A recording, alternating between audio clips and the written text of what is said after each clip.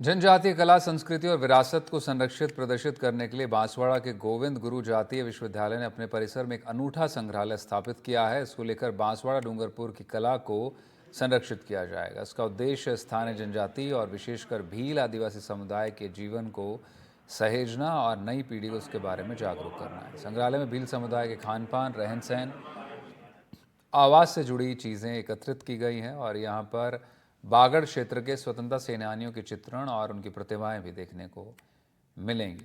University का कहना है कि इस संग्रहालय के जरिए जनजातीय विरासत को संरक्षित किया जाएगा। इसे व्यापक समाज के समक्ष लाने की कोशिश होगी। गोविंद गुरु जनजातीय विश्वविद्यालय का जो हमारा संग्रहालय है, इसमें वागड़ क्षेत्र की जनजातीय कला, संस्कृति और जनजातीय विरासत को संग्रहित करने का हमने प्रयास किया है, जिसमें विशेष करके आदिवासी भील समुदाय के खान पान, रहन सहन, उनके आवास, उससे संबंधित समस्त सामग्री का संग्रहण हमने किया है।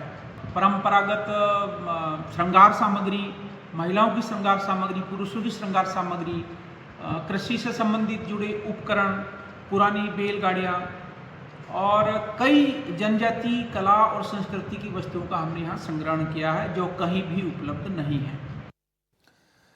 और बांग्लादेश में हुई हिंसा के बाद इसका असर अब भारत में भी देखा जा सकता है। जिले में बांग्लादेश में हिंदुओं पर हमले में रोष व्याप्त है। इसके चलते कपड़ा नगरी भीलवाड़ा का बाजार बंद है। हरिशिवा उदासीन आश्रम में संतों और महात्माओं की बैठक के बाद ये फैसला हुआ है।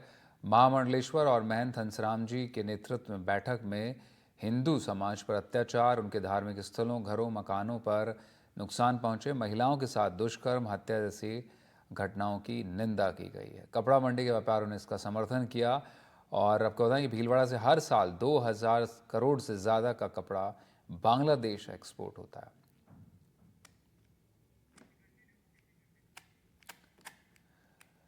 तो हर महीना जो कपड़ा निर्यात किया जाता है उसको लेकर उद्योगपति लगातार अब सरकार से नई टेक्सटाइल नीति और सस्ती बिजली मांग रहे हैं।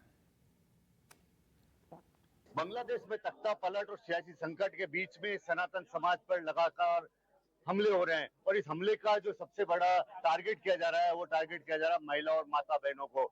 उनके साथ में दुष्कर्म किया जा रहा है, हिंदू मंदिरों को लगातार तोड़ा जा रहा है। अभी आप देख सकते हो मेरे पीछे ये संत है भीलवाड़ा के। जब भी कभी सनातन पे संकट आया तो संत समाज भीलवाड़ा में हमेशा आगे आता है और संत समाज ने पहल की है और कहीं ना कहीं सड़कों पर उतरने का आज फिर एक बार काम किया है। अभी हमारे बीच में जो महंत उदासीन आश्रम के और महामंडलेश्वर है वो खुद मौजूद है और जो बाबू गिरी जी महाराज है खुद मौजूद है, बलराम दास जी महाराज है, काठियावाड़ी बाबा है और परमेश्वर दास जी जो पंचमुखी दरबार के महंत महाराज जी है वो खुद मौजूद है और अन्य महाराज जी लोग भी शामिल है, पधारे भागवत से भी।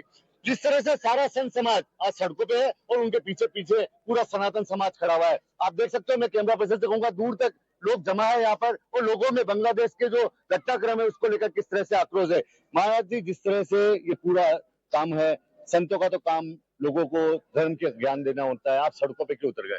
ऐसा है, जब जब सनातन धर्म पर कोई भी विपदा आई है, जिस प्रकार से बांग्लादेश में मिलिट्री शासन लगने के बाद भी मिलिट्री का दोयम दर्जे का हिंदू समाज को व्यवहार किया जा रहा है, आंख बंद करके बैठी है।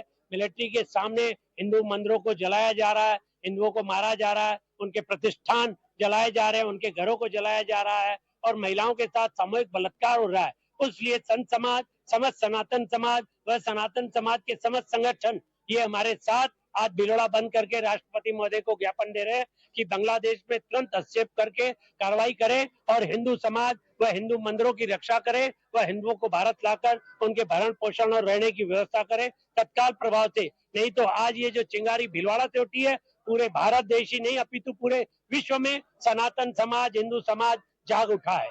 सैनिक हवाई जहाज यहाँ से भेजे, जैसे पहले लाए गए हैं दूसरे देशों से, ऐसे हमारे भारतीय सेना के जहाज जाएं और तुरंत वहां लेके आए और नहीं तो हमारी जो भी रक्षा मंत्री या गृह मंत्री, जो भी भारत सरकार के उच्च महामंत्री या प्रधानमंत्री महोदय हस्तक्षेप कर अपनी मिलिट्री का सदुपयोग करे। तो ये थे हमारे बीच में महंत और महामंडलेश्वर हंसराम जी महाराज, जिनका स्पष्ट कहना है कि जिस तरह से बांग्लादेश में लगातार हमले हो रहे हैं, इसको देखते हुए हमको कहीं ना कहीं सैनिक शासन और सैनिक पहल करनी होगी और हम प्रधानमंत्री नरेंद्र मोदी से अपील करते हैं कि वो सैन्य हस्तक्षेप के माध्यम से लोगों को राहत पहुंचाए। नवीन जोशी, कैमरा पर्सन अरुण के साथ, एनडीटीवी भीलवाड़ा।